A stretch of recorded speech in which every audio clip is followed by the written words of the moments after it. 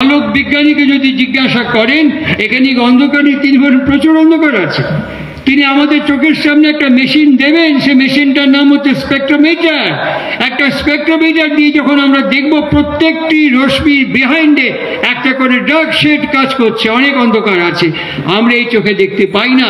সুতরাং আমার ভাবার সাথে, বলার সাথে, করার সাথে ডেইলি রুটিন লাইফে আমারও প্রচুর গ্যাপ এবং ফাঁক তৈরি হয়ে আছে, ফাঁকি তৈরি হয়ে আছে, যেগুলো সমষ্টিগতভাবে যখন আমার সামনে দিয়ে কোনো ঘটনা সংগঠিত করে দেয় তখন আমি কপাল চাপড়াই। পাড়ার লোক চাপড়াবে না, আমাকে চাপড়াতে হবে। জীবন আমার, সংসার আমার, সন্তান সন্ততি প্রজন্ম আমার, প্রোগ্রাম এবং ডিসিশন আমাকে গ্রহণ করতে হবে। সন্দীপনী বার্ষিক উৎসবে এই কম্পাসটিকে আশ্রয় এবং অবলম্বন করতে বলছে।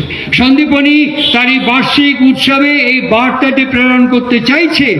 ঠাকুর অনুকূল চন্দ্র, শ্রী শ্রী ঠাকুর অনুকূল চন্দ্র সৎসঙ্গের ছোট্ট একটা শব্দ গোটা বিশ্বের অস্তিত্বের পক্ষে বি কনসেন্ট্রিক, আর কিছু বলেননি। এর মধ্যে গোটা সৎসঙ্গের বার্তা আছে, এই শব্দের মধ্যে সমস্ত সৎসঙ্গের উত্তর আছে, এই ছোট্ট ওয়ার্ডের মধ্যে সমস্ত সৎসঙ্গের ইঙ্গিত এবং বার্তা ঘোষণা করা আছে সাইমালটেনিয়াসলি। বিশ্বকবি রবীন্দ্রনাথ ঠাকুরকে জিজ্ঞাসা করেছিলেন বিদেশি সাংবাদিক, আপনাকে যদি জিজ্ঞেস করা হয় একটা ওয়ার্ডের মধ্যে আপনি বলুন আপনার জীবনের সবচেয়ে বড় গুণ কি এবং আপনার জীবনের সবচেয়ে বড় দোষ কি। ইতিহাস বলে, তথ্য আমাদেরকে এই কথা বলে, তিনি 40 থেকে 45 মিনিট সময় নিয়েছিলেন এবং ধীরে ধীরে কেটে কেটে উচ্চারণ করে বলেছিলেন ইনকনসিস্টেন্সি, যার বাংলা করলে দাঁড়ায় অসঙ্গতি। ইনকনসিস্টেন্সি। ঠিক সাইমনটেনিয়াসলি ঠাকুরকে জিজ্ঞেস করা হয়েছিল আপনার এই এত বই, আপনার এই দীর্ঘ কর্ম আন্দোলন, আপনাকে যদি জিজ্ঞেস করা হয় সৎসঙ্গ কি বলতে চায়, Thakur Anukulchandra twinkle of an eye answer দিয়ে বললেন বি কনসেন্ট্রিক, বি কনসেন্ট্রিক। এক লহমায় বললেন বি কনসেন্ট্রিক। এটা আমি গোল বৃত্ত আঁকা যেমন আমার পক্ষে অসম্ভব without the help of compass, concentric হও আমার পক্ষে সম্ভব কি অসম্ভব। আমাদের জীবন তার উত্তরমালায় গিয়ে দেখা করবে আমাদের সাথে। আমাদের এই সন্দীপনীর এই মহোৎসবের এইটুকুই বার্তা, আমি কি করে কনসেন্ট্রিক হব, কে আমার কম্পাস হবে। আমি প্রথমে একটি কথা বললাম, একটা টিপস, আগের দিন রাত্রিবেলা লিখে রাখুন কি করতে হবে, পর পর পর পর ওয়ান আফটার অ্যানাদার প্রত্যেকটা কাজ করুন। কাছে একটা নোট বই, একটা কলম রাখুন, যেটা মনে পড়লো সঙ্গে সঙ্গে নোট করে রাখুন। ঠাকুর অনুকূল চন্দ্র আলোচনা প্রসঙ্গের মধ্যে বারবার এই কথাগুলো বলে গেছেন। কাছে একটা নোট করে রাখুন, সঙ্গে সঙ্গে সময় মতো সেখানে হয় ওভার টেলিফোন, মোবাইল অথবা কমিউনিকেশন করে সেই কাজগুলোকে পরপর ঠিক করে ফেলুন, সঙ্গে সঙ্গে কাজ করে। তাহলে দেখবেন ভুল ক্রমশ কমে আসছে, কাজ ক্রমশ ত্বরান্বিত এবং ক্ষিপ্র হচ্ছে, এবং যারা আমার সঙ্গে মিশছেন তারা অ্যালার্ট হয়ে উঠছেন যে এই মানুষের কথা কাজে চলায় ফেরায় সময় একদম সঠিক মাত্রা ধরে চলে। এই করতে করতে আমি আমার অজ্ঞাত সারে আমার পরিবারের মধ্যে একটা দৃষ্টান্ত হয়ে উঠবো। একটা মজার কথা বলি, প্রসঙ্গক্রমে প্রায় শেষ পর্যায়ে চলে এসছি। আমি ঠিক জায়গাটা মনে করতে পারছি না। আমি যখন বাইরে দাঁড়িয়ে আছি, ভেতরে কর্তাল গিন্নি কথা বলতে ট্রেমেন্ডাস করতাল বাজছে, জোর কীর্তন হচ্ছে ভেতরে, সেটা আমি বাইরে থেকে শুনতে পাচ্ছি। দরজার বাইরে ট্রেমেন্ডাস কীর্তন হচ্ছে। আমি যখন বেলটা পুশ করলাম, বাজলো খুব সুন্দর মিষ্টি হোম ভূর্ভুবস্যা, খুব সুন্দর মিষ্টি আওয়াজে যখন বাজলো, কীর্তন তো হচ্ছে তার বিপরীত সুরে, আর যখন এই আওয়াজটা বাজলো তখন ভেতর থেকে উত্তরটা ভেসে আসলো, কে? আমি তখন বললাম আমার নাম প্রলয় মজুমদার। গলার স্বর সা থেকে একদম সাথে দিয়ে, ও দাদা আসুন, জয় গুরু জয় গুরু। খুলেছি, এই শুনছো প্রলয় আসছেন। আমি হাঁ করে, আগের স্বর আমার কানে আছে, উস্তাদ বিসমিল্লাহ খান দিয়ে শুরু করেছিলাম, আগের স্বর আমার কানে আছে। ওটা জাপানেও যেমন, আমেরিকাও তেমন, জার্মানও তেমন, পশ্চিমবঙ্গও তেমন, ভারতবর্ষও তেমন, আর ঠিক সেই সুরটা আমার কানে আছে। আর সেই মিষ্টি হেসে বললো, চা খাবেন না কফি খাবেন? আমি বললাম যে একটা হলেই হয়।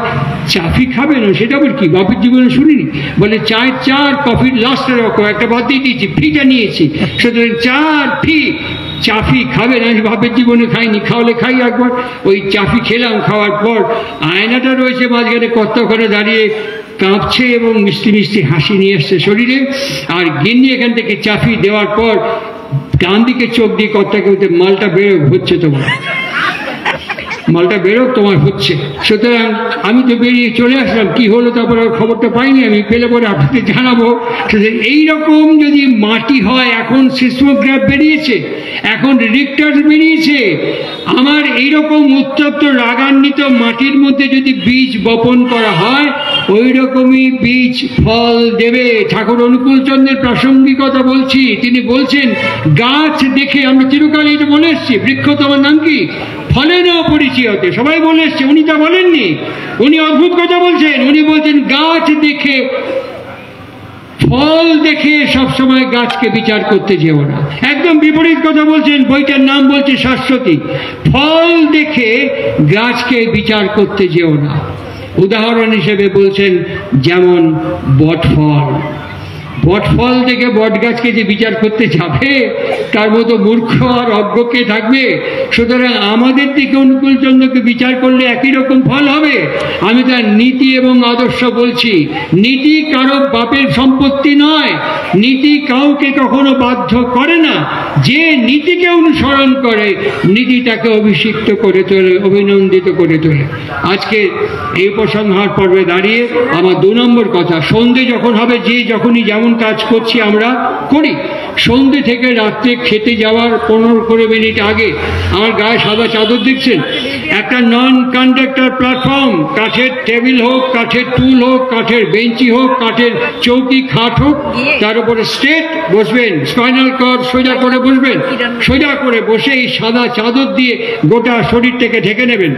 যারা ঠাকুরের দীক্ষিত তারা বীজরাম জপ করবেন, যারা যে গুরুদেবের দীক্ষিত গুরু প্রদত্ত বীজরাম জপ করবেন, যারা কোনো দীক্ষা গ্রহণ করেননি জাস্ট ওম জপ করবেন। আজকে 15ই ডিসেম্বর, 3 মাস, ডিসেম্বর, জানুয়ারি, ফেব্রুয়ারি, 15ই মার্চে দাঁড়িপাল্লা ওজন করে দেখবেন আজকের আমি, আমার রিসেপটিভিটি আজকের আমি, আমার পেশেন্স টলারেন্স আজকের আমি, আমার সমস্ত গ্রহণ মুখরতা, আর 3 মাস পরের আমি একই রকম আছি না পাল্টে গেছি। এই প্রত্যেক দিন যখন আমার জব আমি করছি, তখন আমার প্রত্যেকটি সেল টু সেল ভাইব্রেট করছে, আর এই ভাইব্রেশনের ফলে আমার সেলুলার ইলাস্ট্রেশন হচ্ছে। যে কোনো ফিজিওলজিতে জিজ্ঞেস করবেন, যে কোনো ফিজিশিয়ানকে জিজ্ঞেস করবেন, সঙ্গে সঙ্গে আমার সেলুলার ইলাস্ট্রেশন হচ্ছে। আর আমার মস্তিষ্কের মধ্যে যে হাইপোথ্যালামাস রয়েছে, আমার মস্তিষ্কের হাইপোথ্যালামাস, আমার মস্তিষ্কের হাইপোথ্যালামাসের মধ্যে যে লিম্বিক সিস্টেম রয়েছে, এই লিম্বিক সিস্টেমের মধ্যে যে অ্যামিগডালা এবং হিপ্পোক্যাম্পাস, যা স্মৃতিকে ধরে রাখে এবং স্মৃতিকে ভুলিয়ে দেয়, যেখান থেকে পার্কিনসন এবং আলঝাইমার আমাদেরকে অ্যাটাক করে, ওই হিপ্পোক্যাম্পাস ক্রমান্বয়ে স্ট্রং অ্যান্ড স্ট্রঙ্গার হতে থাকবে। আর সেইটি আমার এই শক্তিকে থ্রু নিউরন একমাত্র বিদ্যুৎ তৈরি করে, থ্রু নিউরন আমার গোটা শরীরে সঞ্চারিত করতে থাকবে। তার ফলে ঠাকুর অনুকূল চন্দ্র আমাকে শেখাচ্ছেন, তিক্ত ব্যবহার রুচ্চ করো, তিক্ত ব্যবহার রুচ্চ করো, যেমন তর সুক্ত, এতে ফল ভালোই ফলে, ঝিনুকে যেমন মুক্ত। তিনি আমাকে শেখাচ্ছেন, চটা দেখলেই মিষ্টি বলো, চটা দেখলেই মিষ্টি বলো, হৃদ্য দীপন স্বরে। এই ব্যবহার চটা লোকের উপকারী করে। এটা আমি করতে পাচ্ছি কি পাচ্ছি না, আমি অনুভব করে নিতে পারবো আমার 3 মাসের এক্সারসাইজ করার মধ্য দিয়ে। তারপরে আমি যখন হেঁটে যাব, অনায়াসে আমাকে আইডেন্টিফাই করা যাবে। ঠাকুর বলছেন তোমার খাদ্য পানীয় পরণ পরিচ্ছদ প্রয়োজন, তারই সার্থকতাকে অমৃতবাহী করে চলুক। এই বাক্য, মহাবাক্য যখন আমি অনুসরণ করবো আমার জীবনে, আমার পরণ পরিচ্ছদ প্রয়োজন ব্যবহার যা কিছু, তখন দেখা যাবে এর বিকিরণ হবে। যেমন হাতে বরফ বা কর্পূরে আগুন দিলে অনুভূতি হয়, ঠিক আমার উপস্থিতিও আমার পাশাপাশি পারিপার্শ্বিক প্রতিবেশী পরিবেশের মধ্যে তেমনতর রেডিয়েশন বা ইমানেশন করতে বাধ্য হবে। বক্তৃতার যুগ অলমোস্ট প্রায় শেষ। মানুষ এখন জেনে গেছে প্রলয় মজুমদার কি বলবে। আমি যখন কথা বলি এরকম ঘড়িটা দেখায়, ঘরে মালটা থামবে কখন, অনেকক্ষণ তো হয়ে গেল, আর কতক্ষণ বলবে, এরকমও বলে। অনেকে আবার বলে আরো বলুক শুনে যাই, এরকমও বলে। দুরকমই দেখেছি, নিন্দা এবং নন্দনা শুনতে শুনতে একটা মাত্রা অতিক্রম করে গেছি। এখন ওসব বক্তৃতার কাজ যুগ শেষ, অনেক বলেছি, অনেক। এখন যে সময় দাঁড়িয়ে আছি হাতে কলমে করার সময়, ডু ইট নাও। আজকে বলছি, কালকে থেকে আমাকে দেখে যেন মানুষ শেখে। আজকে বলছি, কালকে থেকে আমার চলা রেখে মানুষ যেন অনুপ্রাণিত হয়। আমাকে গালাগাল করলেও যেন মানুষ বুঝতে পারে একে গালাগাল করেও বশ করা যায় না। যেমন দেখেছি আমার শেষ পর্ব শ্রী শ্রী ঠাকুর অনুকূল চন্দ্রের কাছে ডিগলাল বর্মা, এই ডিগলাল বর্মার সাথে দীর্ঘদিন আমি কাটিয়েছি। এইটুকু চেহারা, এইটুকু হাইট, একটা এরকম ঠাকুর পরে ঋত্বিক করেছেন, লিকলিকে লাঠি। প্রত্যেক দিন কিছু ষড়যন্ত্রকারী, দেওঘরের কিছু ষড়যন্ত্রকারী, কিছু কনস্পিরেটর তাকে নিযুক্ত করেছিল ঠাকুরকে অসম্মান করে এখান থেকে যেতে দাঁড়িয়ে এইরকম গণতন্ত্র কাকে বলে দেখেছি। গণতন্ত্র কাকে বলে দেখেছি? অত শিষ্য, যেখানে বিহারের চিফ মিনিস্টার বিনোদানন্দ ঝা ঠাকুরের অনুগ্রহকারী, যেখানে বিহারের অ্যাটর্নি জেনারেল মিস্টার বলদেব রায় ঠাকুরের কাছে আসছেন, যেখানে ভারতবর্ষের রেলমন্ত্রী লাল বাহাদুর শাস্ত্রী ঠাকুরের কাছে প্রণাম করতে আসেন, যেখানে ভারতবর্ষের অন্যতম মন্ত্রী বহুগুণা এবং গুলজারিলাল নন্দা ঠাকুরকে প্রণাম করতে আসেন, এত ক্ষমতা যার হাতের মুঠোর মধ্যে, সেখানে কাহার বড় ডিগলাল বর্মা সামান্য একটা পুচকে পিঁপড়ে সে অনুকূল চন্দ্রের সামনে দাঁড়িয়ে আঙুল তুলে বলছে সালা হারামি বাঙালি, এরকম করে গালাগাল করছে, আর ঠাকুর গালে হাত দিয়ে এরকম করে শুনছেন। এইরকম চুটকে ক্ষমতা যদি আমাদের কাছে থাকে, আমরা কি করতে পারি? দাঁড়া দেখাচ্ছি মজা, এক লমায় তাকে গুঁড়ে পিষে ক্রাশ করে দেবো।